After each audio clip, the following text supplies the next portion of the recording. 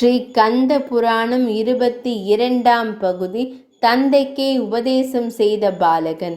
பிரம்மதேவரே, கவலைப்பட வேண்டாம். பிரணவத்தின் பொருளை இனியாவது அறிந்து கொள்வாய். பிரணவ மந்திரத்தின் பொருளை இனியாவது தெரிந்து கொள். தெரியாமல் ஒரு பணியை செய்யலாகாது என்ற முருகனின் வாதம் சரியே என்றார் சிவபெருமான். தேவர்கள் அனைவரும் பொருளை தெரிந்து கொள்வதற்காக ஆவலுடன் காத்திருந்தனர். அப்போது முருகப்பெருமான் கூறினார், தந்தையே, இது சாதாரண விஷயமல்ல, மிகப்பெரிய ரகசியம். இதை உலகத்தினர் யாரும் அறியலாகாது. அதற்கு சில தகுதிகள் வேண்டும் என்பதை தாங்கள்தானே அறிவுறுத்தி இருக்கிறீர்கள்.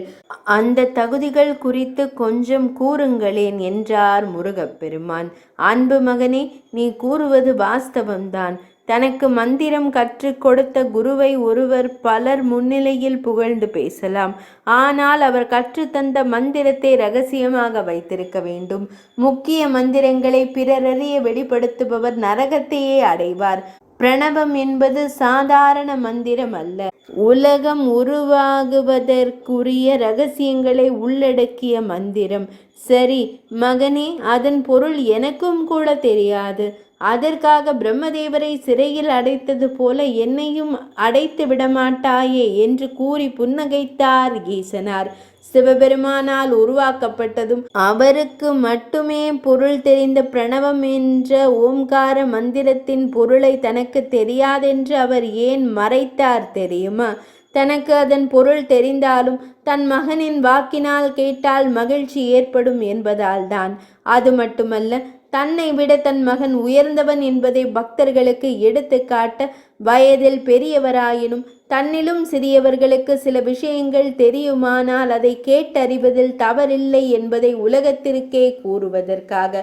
இதற்காக கை கட்டி வாய்ப்புத்தி முட்டுக்கால் இட்டு முருகப்பெருமான் ஆசனத்தில் அமர்ந்திருக்க மிகவும் பணிவாக அவர் அருகில் கீழே அமர்ந்து செவியை கொடுத்தார். தேவர்களெல்லாம் பூமாறி பொழிந்தனர். எங்கும் நிசப்தம். இளைஞனாயிருந்த முருகப்பெருமான் பால முருகனாக மீண்டும் மாறினார். தந்தையின் செவியில் மந்திரத்தின் பொருளை கூறினார். ஆன்மீக உலகம் பிரணவம் என்ற பதத்திற்கு, அதாவது ஓம்கார பதத்திற்கு பல விளக்கங்களை கூறுகிறது. இதற்குரிய பொருளாக கணிக்கப்படுவது என்னவென்றால், இந்த உலகமே நான் தான் என்பதாகும்.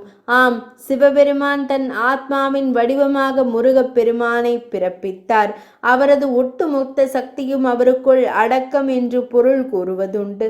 பின்னர் கையிலை திரும்பிய ஈசனார் மனைவியிடம் நிகழ்ந்த விஷயங்கள் அனைத்தையும் கூறினார். அன்னையும் மனமகிழ்ந்தார். 22ஆம் அத்தியாயம் இனிதே நிறைவடைந்தது.